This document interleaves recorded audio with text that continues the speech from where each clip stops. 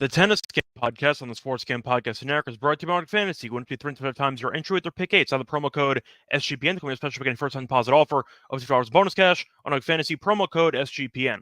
We're also brought to you by Rhythm. Rhythm is loaded with a ton of picks for the British Open. Claim your 7-day free trial today by going to sportscampodcast.com/RITHMM. And welcome, everybody, to the Tennis Gambling Podcast here on the Sports Game Podcast Network. It is currently Thursday night, roughly 9:30 p.m.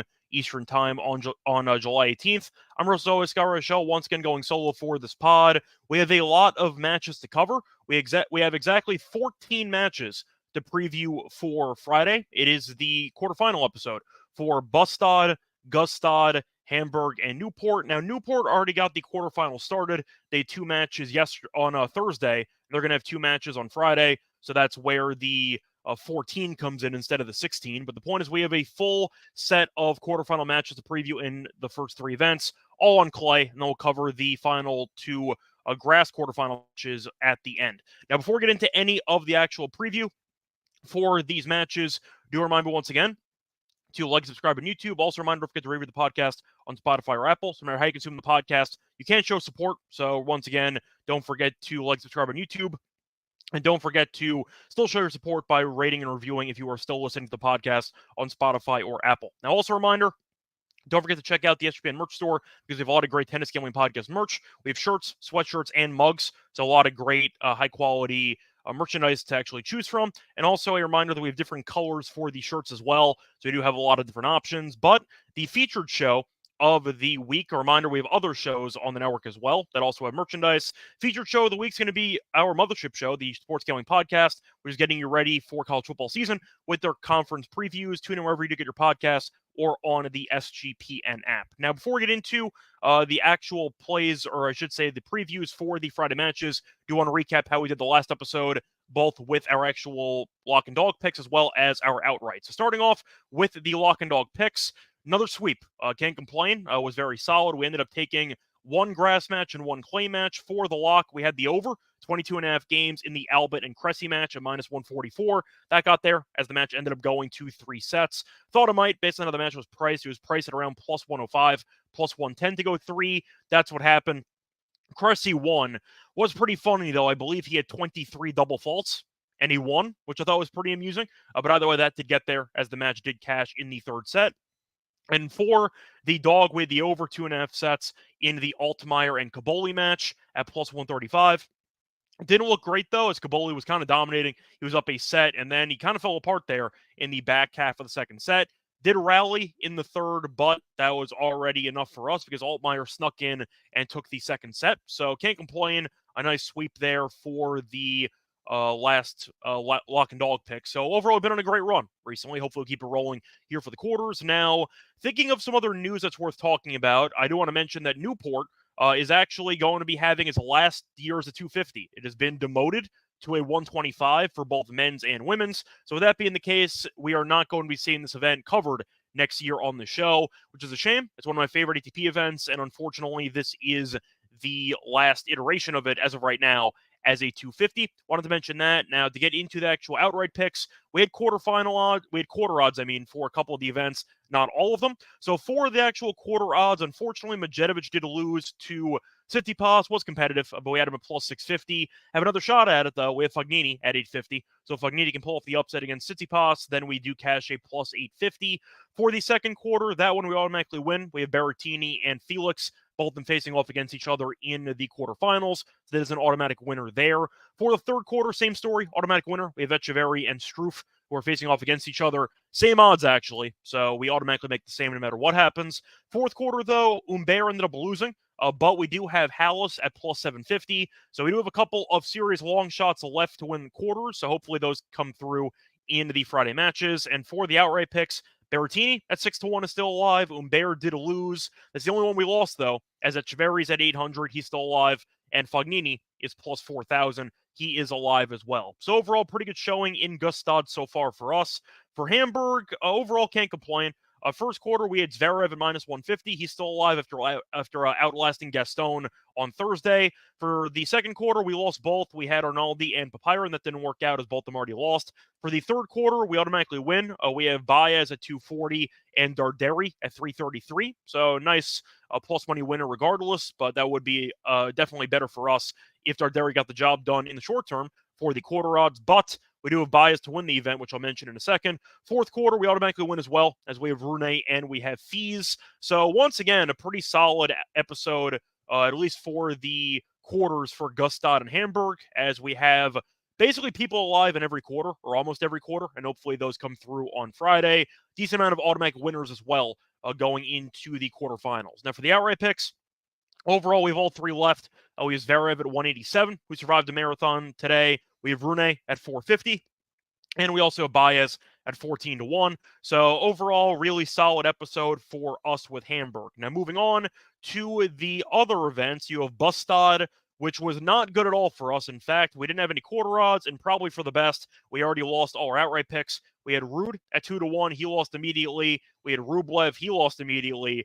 And Greek Sport lost in a three-setter on Thursday. So swing and a miss there with Bastad. Unfortunate, but overall it happens. We'll look to hopefully have some nice winners with the other three events. Now for Newport, we've done well. Did give out a lot of outrights because we had no quarters, but so far so good. So Nakashima we gave out. He already lost as he lost to Bolt, and that was a plus 500 price. Giron survived and ended up outlasting Pair in a three-setter, so he's still alive at 750. Vukic is available at 9-1. Rinderknich did lose at 25-1, but the main outright that we had, the main fun storyline for the show, Opelka made his return after about 2 years, and we took him at plus 8,000 to win the event. BetOnline went rogue. He was about 28-1, and they were hanging plus 8,000, and he won again today against McDonald, and he's now into the semis. So 2 matches away from hypothetically winning a plus 8,000. That would be really cool, but I want to mention it. So for the outrights, we still have 3 out of the 5 left in Newport, and hopefully we have 3 of the 5 left for the semis, because both Giron and Vukic have to play their semifinal matchups on Friday. Now, once again, overall, pretty good episode. Can't complain too much. Unfortunately, Bastad was a miss, but 3 out of 4 ain't bad, and hopefully that continues to go in our favor with these results over the next day or two. Now, before we get into any of the actual matches for Friday, not going to really recap much. I kind of just did that with the actual quarter recaps and the outright picks. Now it's time to get into the matches, but do want to remind you first that we are brought to you by Nordic Fantasy, because they just launched their college football best bets product, or best ball product, I mean. First place wins $20,000, plus the highest, the higher lower pick 8 allows you an opportunity to win 325 times your entry. You know, your specials and boosts on all flexed entries. I'll keep using pick 8 entries on Caitlin Clark assists, injuries, rebounds, and if you want to throw in Bronny lower for his summer league points, that's also an option too. Don't miss your chance to win before it's gone. Sign up with the promo code SGPN. There's a special pick in the first time deposit offer. $2 bonus cash on fantasy promo code SGPN. We're also brought to you by Circuit Survivor and Circuit Millions. Circuit Sports is back. Circuit Survivor and Circuit Millions giving away $16 million in guaranteed prizes. And of course, Circuit contests have no rake. Circuit Millions pick 5 NFL teams ATS each week and compete for $6 million to survive the NFL Gauntlet and NFL Survivor to claim the $10 million prize. Sign up in person at Circuit Sports between now and September 7th and use a proxy. Look for anywhere. We even have a deal with footballcontestproxy.com. Save you $50 with the promo code SGP. Don't have a trip booked yet for Las Vegas before football. Ultimate Contest Weekend's a great time to go. Hang out with Ryan and Sean and enjoy some of the open bar events of the world's best sports book from August 22nd through the 24th. Welcome back, everyone, to the Tennis Gambling Podcast. Just finished recapping how we did in the last episode. Now it's time to actually look forward to the insane amount of tennis that we have for Friday. Starting off in Bastad, the order for this episode will be Bastad, followed by Gstaad, followed by Hamburg and Newport. So just keep that in mind. We do have a lot of matches, but that's the order we are going to be doing. We're doing Gstaad first. Then we'll do Bastad, then Hamburg and Newport. Starting off with Gstaad, you have Heidi taking on Hallis. Of course, we're already rooting for Hallis because we have him at plus 750 to win the quarter. He's favored as he's minus 150. Heidi, after outlasting Humbert in the match on Thursday, is plus 130. For the spread, you have minus 1.5 Hallis, plus 1.5 Heidi. For the over-under, you have 23.5 games. So looking at the actual matchup here, of course, based on overall recognition, Halys is the better player, and he was in good form in Wimbledon, and it appears that good form is carried over into the clay stretch because he went through qualifying, and now we have a qualifier versus qualifier, which is pretty cool in the quarters. Now, Halys has looked sharp as he has been able to win some competitive matches recently, did beat Klein in 3, beat Gasquet in 2 tie breaks, beat Moreno, and also beat Fonio in qualifying. As for Heidi, he's had back-to-back-to-back 3-setters, did beat Humbert in 3, beat Napolitano in 3. So he's been in good form. But I do question about fatigue since he has played a 3-setter in 3 straight. Halys, though, is a better player, so I do think that he's in line for a good showing here. We're not really going to bet this personally because we already have Halys at 750. So if you want to hedge it at plus 130, you can. I'm going to lean to Halys. I think he's the better player. It might go 3 sets again, so I don't mind the over, but I think I am going to go with Halys in this one. A little bit more proven commodity, and I think he has looked a bit sharper over the course of the event. I am impressed by Heidi's win against Humbert, but going to 3 sets against his last 3 opponents, while Halys has been in solid form, dropping a set to Klein, but that was the only set he dropped in the last 3 rounds combined. I think Halys is better, so give me Halys in 3 if I had to guess for an actual outcome. Then moving on to the next matchup, you have Etcheverry taking on Struff. A reminder, we have both players at plus 162 to win the quarter, so automatically win. Now, for this one, Struff is on minus 147. Etcheverry is plus 127. The game spread -2 for Struff, +2 for Etcheverry. For the over-under, we have 22.5. The over slightly juiced, though. And for the set wagering, you have the over 2.5 sets at plus 130. Now, for this matchup, they faced off one time before on clay. Etcheverry did win last year in straight sets. In fact, he won rather comfortably as he beat him in Bordeaux 6-4, 6-2. Now, Struff did have a couple of competitive matchups because he can't break anybody. So every single set's going to a breaker. Beat Ramos Vinola 7-6, 7-6, and beat Reddy 7-6, 7-6. So a couple of marathon matches for Struff. As for Etcheverry, he had a 3-setter against Zanchel, which he won. That's the only match he's played. Now, going into this actual tournament, I was expecting these guys to make it, so I'm not shocked this is the matchup we got.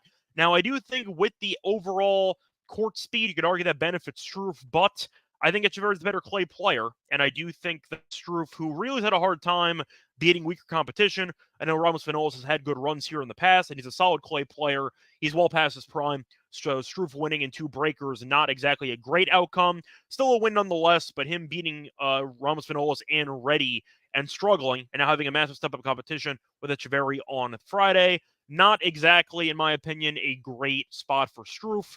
I'm going to lean to the over because Struff can't break anybody, but I am going to go with Etcheverry.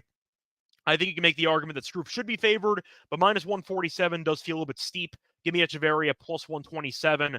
I think it's a real toss-up for this matchup. I would probably have Struff at like minus 120, minus 115. So based on that, give me the value. Give me Etcheverry on the money line in this one. Moving on to the next matchup, you have one of the biggest mismatches on the board based on the actual prices. For the money line, you have Tsitsipas taking on Fognini. Now, Tsitsipas is -5, Fognini is +5, and for the actual money line, Fognini is plus 550. Tsitsipas is -900. A reminder, we have Fognini to win the quarter at plus 850. We'll see what happens. Over-under, though, is 20.5 or 19.5 with some juice towards the over.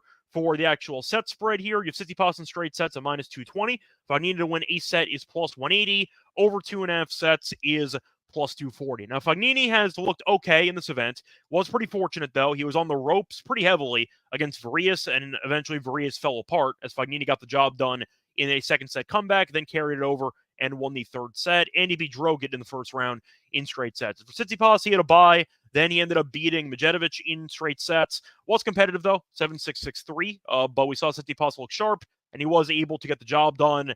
Really came down to the first set breaker, and unfortunately for us, since we had Medjedovic as well to win the quarter at 650, I still like the play. Tsitsipas, though, was just a little bit more solid on the breaker, winning 8-6, and at that point, the match was basically over. So for this one, I have to mention the head-to-head.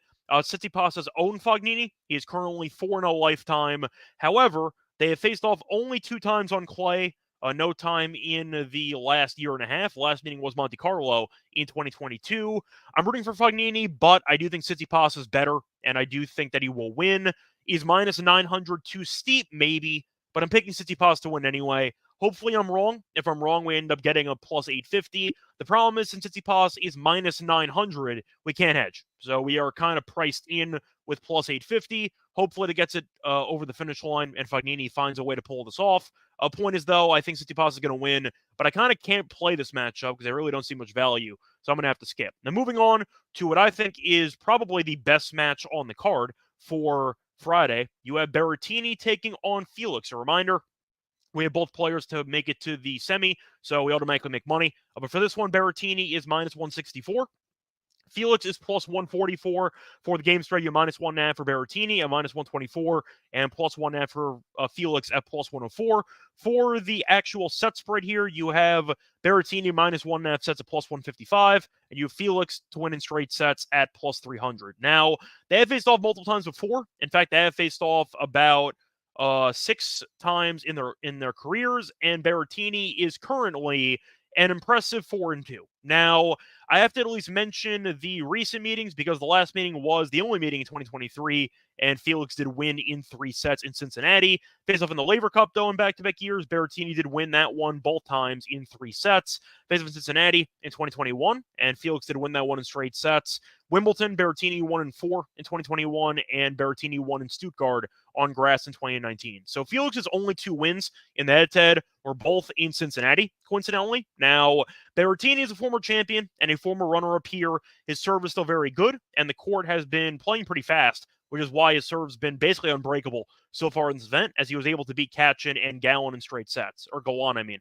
Now, for Felix, he was solid against Hanfmann, as he won the breaker, then ended up winning the second set 6-2. I think I like the over in this one. I think that Berrettini, despite looking solid, I still question his overall breaking skills, and I think his rally tolerance can be an issue, and the backhand is still a pretty underwhelming part of his game. Now, he has been slicing a lot with the backhand, but I do think that Felix has the firepower and the comfortability on clay to make it interesting, and I do think that this match should be competitive. Now, I just read off the head-to-head meetings, and now Berrettini was up 4-2. However, I have to mention there have been no clay meetings in those 6, so I think Felix is going to look pretty solid. Am I going to lean to Berrettini? I am, because he is, in my opinion, the better player, the more comfortable player on this particular court in Gstaad. But I am going to lean to the over. I think you'll get a breaker, and I think you might end up getting 3 sets. But when you're looking at the head-to-head meetings, and when you're looking at each of the last 3 meetings going to a third set, that tells me these guys are pretty close to each other. I see a pretty similar story here. Give me the over as my main play in that one. So that is going to wrap it up for Gstaad. Moving on to Bastad. For this one, you have an interesting matchup between 2 long shots, which is not the matchup we expected. So for this one, you have Adjakovic taking on Montero. Montero's a massive favorite, about minus 327. Adjakovic is around plus 272. For the actual spread, minus 3.5 in favor of Montero. The over-unders at 22.5. For the over 2.5 sets, you have plus 150. Montero in straight sets is minus 105. And Djokovic is minus 125 to win a set. Now, Montero's been great, as he was able to beat Ruud in straight sets, and he parlayed that into a nice win as well in his next match, a 3-setter against Kotov. So he's been solid. Or, sorry, I misspoke. I meant Djokovic ended up beating Kotov in the last round. Montero ended up beating Coria, and then he beat Ruud. So he's been solid. Beating 2 clay experts, I think, is a pretty solid showing there. Coria, I know, is not as talented, but he's still a clay specialist, and beating him while only dropping 4 games is still pretty impressive. And Montero did make it to a clay, made a deep clay run in Salzburg right before it, so I do think he's in solid form. Now, as for Adjakovic, went through qualifying, beat Popko, beat a relative unknown Spanish player, beat Van Asch, and ended up beating Kotov in 3 sets. I think Montero's going to win. I don't see much value, though, so I have a hard time fully picking it, but I think Montero will win maybe 2, maybe 3, but I really don't have much for this matchup. Give me the favorite to get the job done in this one. When you beat Ruud in straight sets on clay, you have my attention, and I think Montero is in line to maybe do the same thing against Djokovic. So with that being the case, I do think I am going to go with the favorite, probably in straight sets at minus 105. Moving on to the next matchup, you have a fun one between Navone and Nadal. Now, Nadal looked sharp against Norrie. He was down a break in the second set, came back and won the second set as well. Now, as for Navone, we know he's been solid on clay, mostly in the challenger level, but he has been good in this event. So looking at his overall path so far, did beat Nagal 6-4, 6-2. So he's in pretty good form for a limited sample size. We know his upside is there. Nadal, though, did beat Norrie in straight sets and beat Borg in straight sets. Yes, that is Bjorn Borg's son, by the way. Did win that one in straight sets as well. Now, Nadal's been playing doubles with Ruud. They had a marathon match on the 17th, as Nadal did win the final set 12-10 in that tiebreak, or whatever you want to call it, for the final set of a doubles match. So Nadal's been good. Navone, though, I think has been solid as well. And Nadal's a big favorite, minus 278 or 279. Navone's around plus 234. For the game spread, you have minus 3.5 for Nadal. You have plus 3.5 for Navone. And the over-under for games is set at 21.5. Nadal in straight sets is a plus 105. Navone to win a set is minus 135. Now, it is a bit tricky because Nadal's been solid, but I've mentioned this many times with veteran players. You want the days off in between matches. I think that's a very important resource for these older players to have to put their best foot forward late in events. And the issue is Nadal did have a day off between the Borg match and the Norrie match, which definitely helped him. Now he's playing back-to-back days, and I do think Navone, of course, has the firepower to make the match interesting. Now, am I picking Nadal to win? Yes. I think I am going to Nadal, but I do think Navone can make it interesting. Maybe it goes 3 sets. I don't exactly want to lay 279 with an older post-prime Nadal, but he's looked solid here so far.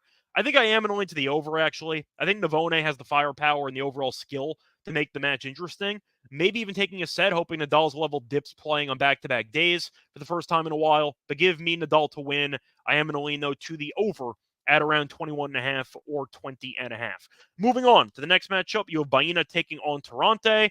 Baena did me a solid. I gave him out on the money line against Safulin in the SGPN Discord server. A reminder that it's free to enter. Recommend you doing it. We have a tennis page or a tennis server on there, and we have occasionally some plays for me that I'll share on it, but we have a lot of sharp guys on that Discord server. I'm mostly involved in women's, but they also will bet on men's. But I did give out Baena in the first round against Fulham, which he won in 3 sets. Now his big favorite is around minus 238 after having a marathon in the last match he played, which he ended up winning in 3 as well. Tirante, though, is fresh off of a marathon win against Rublev as he won in 3. Solid clay player on the challenger circuit. Now he's having a good showing in the 250. But Baena is a big favorite. So he's around minus 230 on the money line. Tirante's around 2-1. You have Baena at around minus 3.5. Tirante is plus 3.5 for the actual over-under. You have 22. For the set over-unders, you have over 2.5 sets at plus 160. Now, I have to mention the head-to-head because they have been involved in a lot of clay matches individually. However, no matches against each other, so nothing really to go with. But Tirante has been in good form, as he has won each of the last 2 rounds in 3 sets. So decent amount of marathons, and I do want to point out that he is still capable of pulling off the upset, even if Baena's in good form.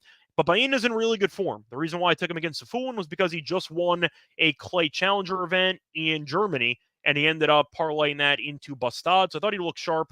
And he's been kind of up and down, mostly in the first set. He has dropped the first set in 2 straight matches. So keep an eye on that, maybe as a trend. But I do think Tirante is going to lose. I do have to point out that he did beat Rublev. Good win there, but Baena's won 7 straight. I find that tough to ignore. But I do think the over is my favorite play here, especially over 2.5 sets at about plus 160. Baena has been a 3-set magnet here, as both matches have gone to 3 sets, and even Tirante has gone to 3 sets in both matches. So decent amount of marathons between the two of them. I do like that idea of it occurring once again at plus 160. That'll be my play on this one.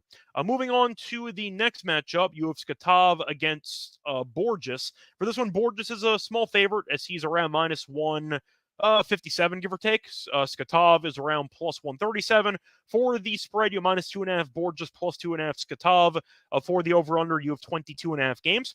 For the over 2.5 sets, you have plus 140. Now, for the sake of this matchup, I have to mention the overall head-to-head is tied 1-1. Both meetings were on clay. Skatov did win the first one in 3, and Borges did win the second one in straight sets. None of them, though, were from this year or last year. I believe that last meeting that Borges won was from 2022. Now, Skatov's been solid, as he was able to beat Daniel in a 3rd-set breaker, and he beat Griekspoor in 3 sets, despite dropping the first set 6-1. As for Borges, he looked good in the first round, beating Pellegrino in straight sets, but he did struggle against Rocha before winning the final set 6-0.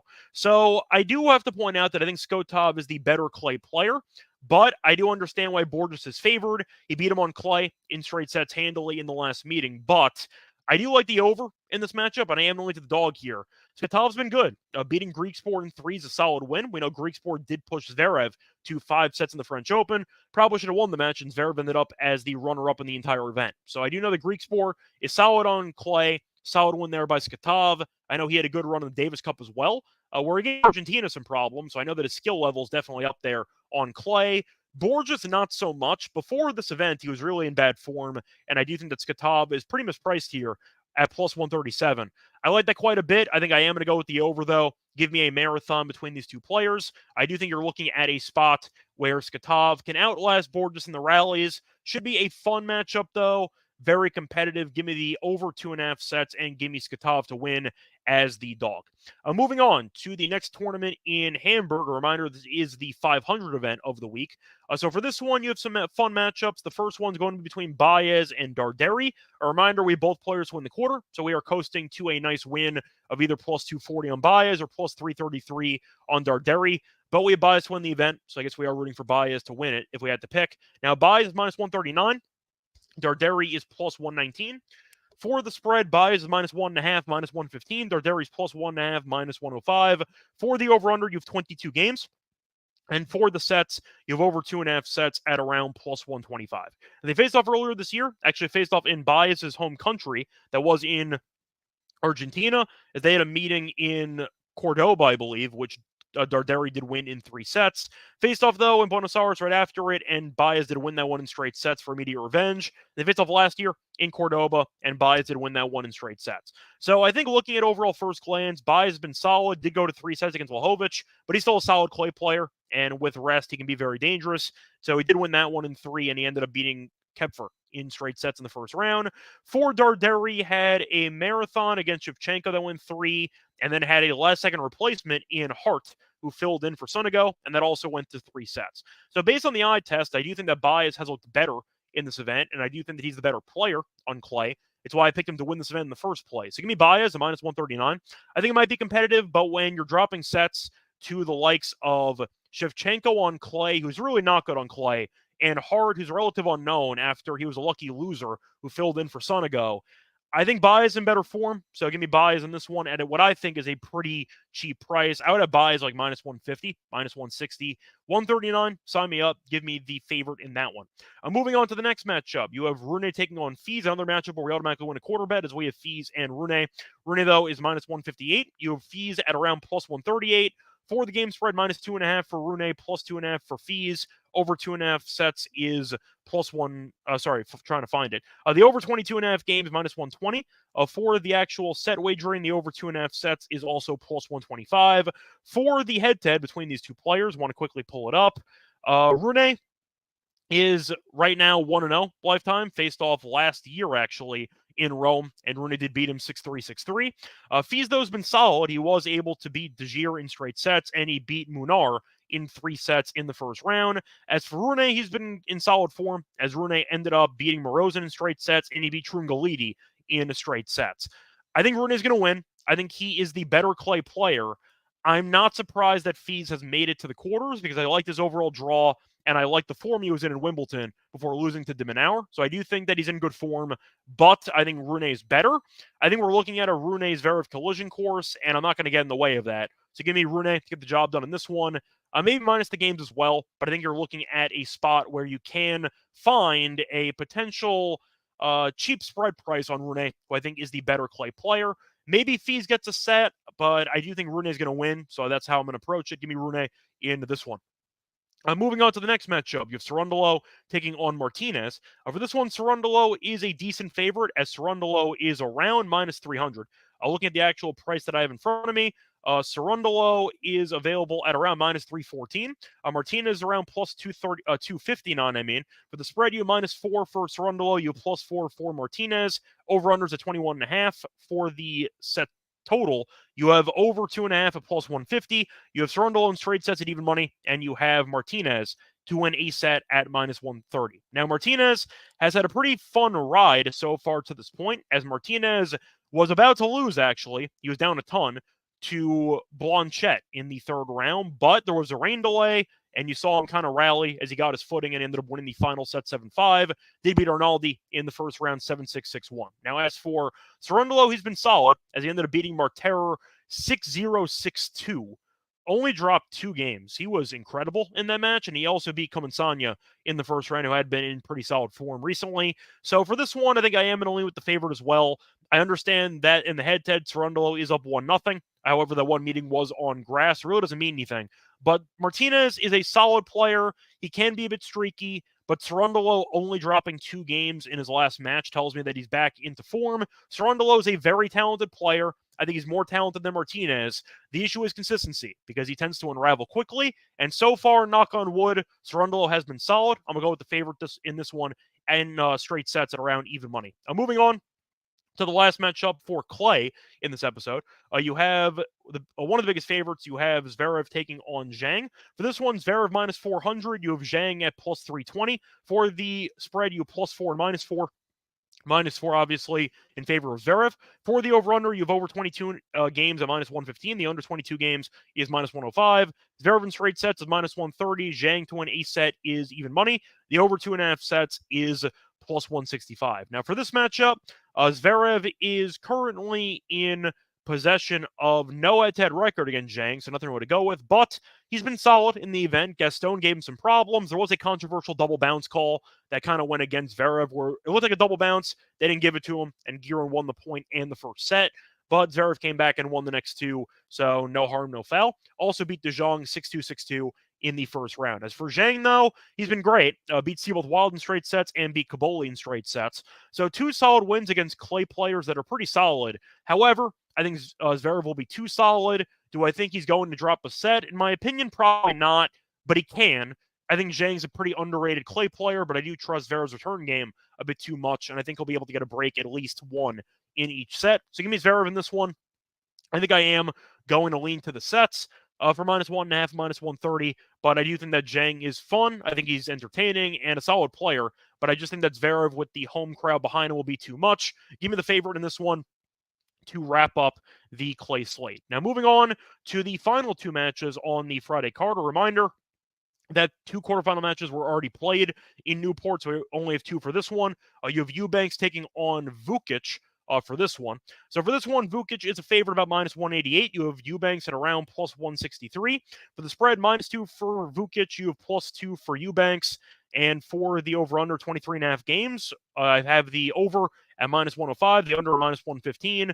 For the over 2.5 sets, I see plus 120. Now, Vukic has owned, you're looking at the overall head-to-head numbers, and Vukic has just absolutely owned Eubanks. He's dominated. Really nothing else to say. He's 5-2 lifetime against Eubanks. He has won a couple of meetings recently. Did beat him in Atlanta last year in straight sets. Beat him in South Korea in 3. Ended up beating him in South Korea again in 2023. He also beat him in Delray in 2023 after Eubanks beat him in Delray qualifying. So if you're keeping tabs at home, also want to mention that Vukic did beat Eubanks in a challenger on hardcourt in 2022. So Vukic, if you look at the actual numbers, has won 4 straight. He's won 4 straight against Eubanks, and he's 5-1 in the last 6. So with that being the case, I do like the form that he's in. Now, Eubanks did struggle as he ended up beating Quinn, but it did go to 3 sets, so he didn't exactly look that sharp. Vukic has been solid, though. In fact, he's been coasting. You're looking at his overall matches so far, and Vukic has beaten Wong 6-1, 6-2, and he also beat Spaziri in straight sets as well. So, yes, the competition's been weak, but I do like the form he's in. And Eubanks, I mentioned it before, I'm not a big fan of either, so I think that going 3 against Quinn is... Eubanks had been in really, really bad form entering this event, and I don't think he's that good. So that being the case, I am going to go with Vukic, who I think's been in solid form, and I just think he has Eubanks' number in the head-to-head. Give me Vukic. For this one, I am going to go with the games, actually. I think I am going to go with the minus 1.5 games or minus 2 games. I just think he's the better player, and if you want to look at the actual head-to-head meetings, which Vukic has won, once again, 4 straight, I do want to point out the actual spread. Vukic has covered the 1.5 spread in each of the last, pulling it up right now, each of the last 5 head-to-head meetings. So if you include the meeting that Vukic lost in 3 sets in Delray. Vukic still covered, actually. So he ended up losing the first set 7-6, won the second set 6-1, then lost the third set 6-4. That does mean that he ended up losing the overall. Sorry, I'm doing the math in my head. It means he ended up he covered this number because he won the spread by 2, even by losing. So he has covered this number in each of the last 6 head-to-head meetings, actually. So that's good enough for me. Give me Vukic minus the 1.5 games here.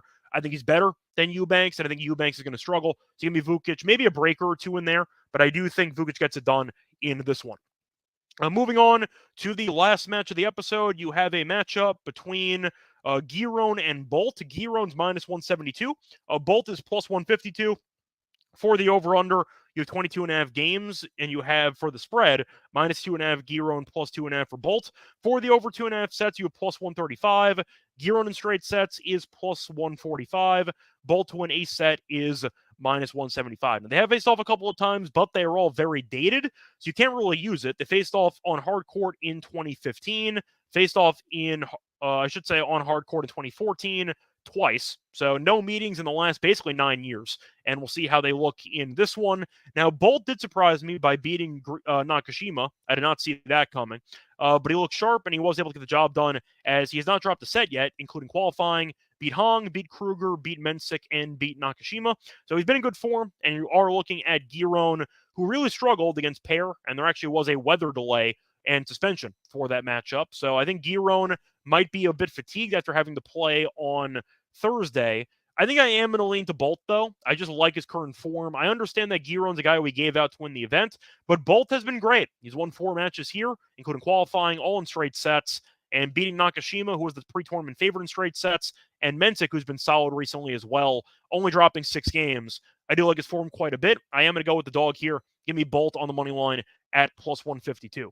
That's going to wrap it up, though, for all of our actual preview for these matches. Now it's time for the lock and dog picks. But if we're going to take that, do want to remember once again, we are brought to you by Rhythm, because Rhythm is a great place to go if you want some help with your player props, because the British Open is this week, and if you're not checking in on if you're not checking out the AI picks and props from Rhythm, then you're missing out. Not just outright winners, but they also have picks for top 5, top 10, and top 20. Use their AI caddy for some great data insights. You can also customize your own golf betting model using Rhythm's tools. Claim your 7-day free trial today by going to sportscampodcast.com, Rhythm, sportscampodcast.com/RITHMM. Welcome back, everyone, to the Tennis Gambling Podcast. Just finished previewing all 14 matches for Friday. I think we made some good time on that, too. Now it's time for the lock and dog pick. Starting off with the lock, I am going to go back to Gstaad, going to the matchup between Felix and Berrettini. The lock is going to be the over 22.5 games at minus 139. That was found on BetRivers. A couple reasons why we're going to go with the over in this matchup. First reason, Berrettini has had a lot of tie breaks, has gone to at least one breaker in 3 of his last 4 matches. So I do expect at least one marathon match, especially based on the head-to-head, because I think you're looking at what should be a pretty even battle. I think Berrettini would be my pick to win, but Felix is definitely not a slouch on clay by any means, and he has been pretty competitive in the head-to-head. A lot of 3-setters in the head-to-head, and to mention those actual stats to back it up. They have faced off 6 times in their careers, and 5 of the 6 have gone over this number. So I do think that 22.5 is a bit too low despite the actual juice. Give me a competitive match with at least one breaker, and give me a potential 3-setter in there too. So I am going to go with the over as my lock for the show. For my dog, I am going to go to a matchup between Borges and Skatov, which is taking place in Bastad. For this one, give me the over 2.5 sets at plus 140. Simply put, Borges has been dropping sets left and right despite winning his first couple matches here. He has not been dominant against weak competition, and he's been in bad form in general. He has dropped at least one set in 10 of 12 matches. So he dropped a set all the time. I can see that happening in this one.